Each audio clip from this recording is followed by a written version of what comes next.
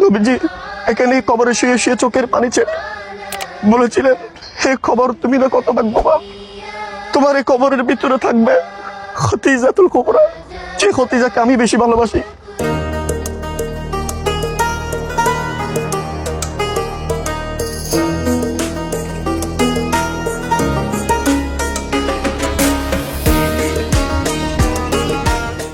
পৃথিবীর সর্বশ্রেষ্ঠ কবরস্থান জান্নাতুল মুআল্লায় আমরা এসেছি।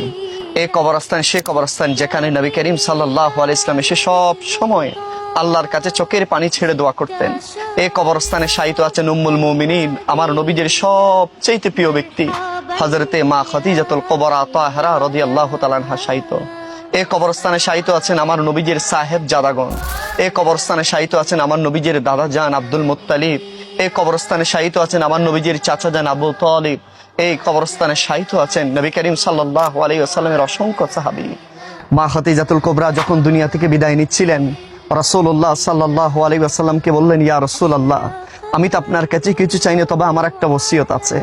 আমি যখন দুনিয়া থেকে বিদায় নিব, আমাকে যে কবরে আপনি রাখবেন সে কবরে আমাকে রাখার আগে আপনি আগে শুবেন এবং আমার কাফন দিবেন, আপনার একটা নোরানি ঘাম মোবারক যুক্ত একটা জুব্বা দিয়ে আমাকে কাফন দিবেন। এই সে মাকবারা, এই সে রাজাই মোবারকের সামনে আমরা উপস্থিত হয়েছি, যেই রাজাই মোবারকে মা খাদিজাতুল কুবরাকে রাখার আগে আমার নবীজি শুয়েছেন। রহমতের নবী এই জায়গায় আমার নবী চোখের পানি ছেড়ে ছেড়ে মা খাদিজাতুল কুবরার জন্য দোয়া করেছিলেন। তিনি কোন খাদিজাতুল কুবরা জানেন?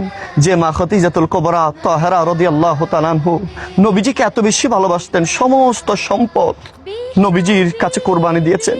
এই মা খাদিজাতুল কুবরা, আমার নবী বলেছেন, আমি পৃথিবীর সবার ঋণ শোধ করতে পারলেও দুইজনের ঋণ শোধ করতে পারবো না। এর ভিতরে একজন হচ্ছে মা খাদিজাতুল কুবরা রাদিয়াল্লাহু তাআলা আনহা। আমার নবীজি যখন মা খাদিজাতুল কুবরাকে এই কবরের ভিতরে দাফন করছিলেন, নবীজি এখানে কবরে শুয়ে শুয়ে চোখের পানি ছেড়ে বলেছিলেন, হে খবর তুমি না কত ভাগ্যবান, তোমার এই কবরের ভিতরে থাকবে খতিজাতুল কুবরা, যে খতিজাকে আমি বেশি ভালোবাসি, যে খতিজা গারে সুরে, আমি যে খতিজাতুল কুবরা সেই জবলে নূরে আমি নবী করিম সাল্লাল্লাহু আলাইহি ওয়াসাল্লামের জন্য সব সময় খাবার নিয়ে যেত। যে খতিজাতুল কুবরা আমাকে মক্কার কাফেররা যখন নির্যাতন করছিলেন, মা খতিজাতুল কুবরা আমাকে বুকে আগলিয়ে রেখেছিলেন। যে খতিজাতুল কুবরার সমস্ত সম্পত্তি সবকিছু ইসলামের জন্য আমি নবীর ভালোবাসার জন্য উজাড় করে দিয়েছে।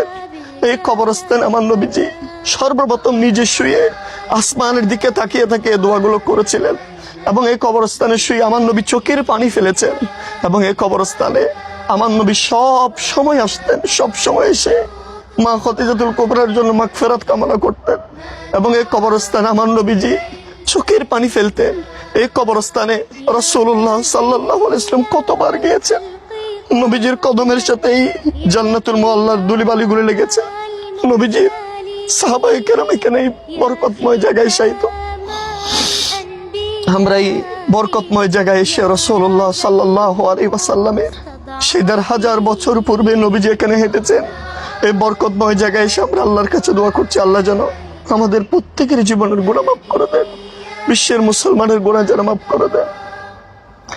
এবং এই কবরস্থানে শুধু উম্মুল মুমিনিন মা খাদিজাতুল কুবরা নয়, নবীজির আত্মীয় স্বজনরা শায়িত, নবীজির সাহেবজাদা যাদেরকে আমার নবী বেশি ভালোবাসতেন তারাও এখানে শায়িত। আজকের এই বরকতময় জায়গায় আমরা এসে সেই রাসূলুল্লাহ সাল্লাল্লাহু আলাইহি ওয়াসাল্লামের মুহাব্বত ভালোবাসায় আমরা আল্লাহর কাছে দোয়া করছি, আল্লাহ যেন আমাদের এই হাজিরিকে কবুল করে নেন। আমি যতদূর জানি, এই যে সামনে যে কবরটা দেখতে পাচ্ছেন আপনারা, এই বৃত্ত আকার আমি যেটা জুম করছি, এটা হচ্ছে নবীজির স্ত্রী আমাদের মা উম্মুল মুমিনিন মা খাদিজাতুল কুবরার নোরানি রওজায়ে মুবারক। এবং এই পাশে ছোট্ট যে কবরের একটা অংশ দেখছেন, এটা আমার নবীর সাহেবজাদা। এর পাশে লম্বা করে আরেকটা যে কবরস্থান দেখছেন, এটা হচ্ছে নবীজির দাদা জান হযরত আব্দুল মুত্তালিব এবং অসংখ্য সাহাবায়ে কেরাম এই মাকবারার ভিতর আছেন। এই সেই জান্নাতুল মুআল্লার বালি মুবারক, যে বালি, যে দুলাবালি নবীজির কদম লেগেছে, যে দোলাবালি ধরে নবীজি দোয়া করেছিলেন। প্রত্যেক মুসলমান এই দোলাবালির সাথে জীবনের শেষ সময়টা কাটাতে চায়। আমরা আল্লাহর কাছে দোয়া করছি, আল্লাহ পাক যেন আমাদেরকে এই জান্নাতুল মুআল্লার মধ্যে যেন দাফন করে দেন। এই পবিত্র বালি মোবারকের উসিলায় যেন আল্লাহ আমাদেরকে কবুল করে নেন। এই বালি থেকে মনে হচ্ছে এখনো সুঘ্রাণ আসতেছে।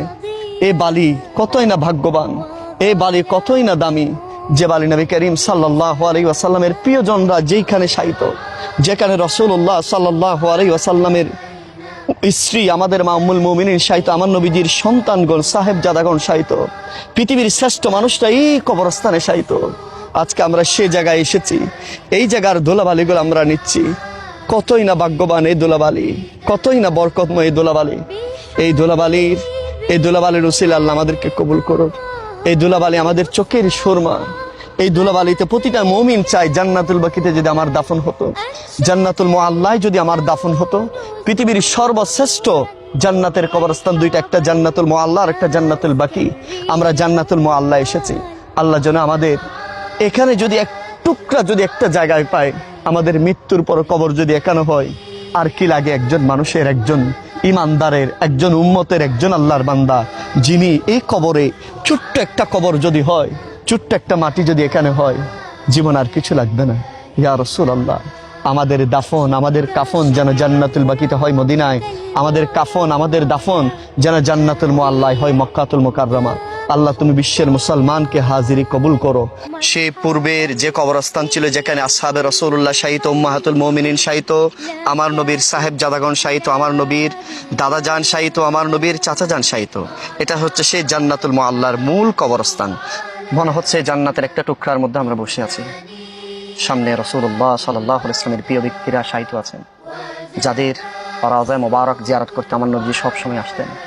এই জান্নাতুল মুআল্লা, এখানে এসে এমন একটা সুঘ্রাণ, এমন একটা প্রশান্তি, পৃথিবীর কোনো জায়গায় প্রশান্তি পাওয়া যাবে না, পৃথিবীর কোনো জায়গায় এই সুঘ্রাণ পাওয়া যাবে না যে সুঘ্রাণ জান্নাতুল মুআল্লার মাটিতে রয়েছে।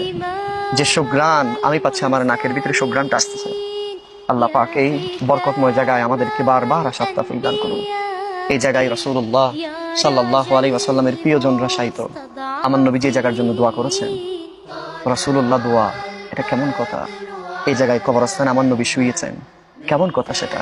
যে নবীজি হেঁটেছেন, আমার আল্লাহ বলতেছেন লা উকসিমু বিহাযাল বালাদ, হাবিব রে, যে জায়গায় আপনি হেঁটেছেন, যেখানে আপনার কদমের ধুলি লেগেছে, ওই শহরের কসম আমি করছি।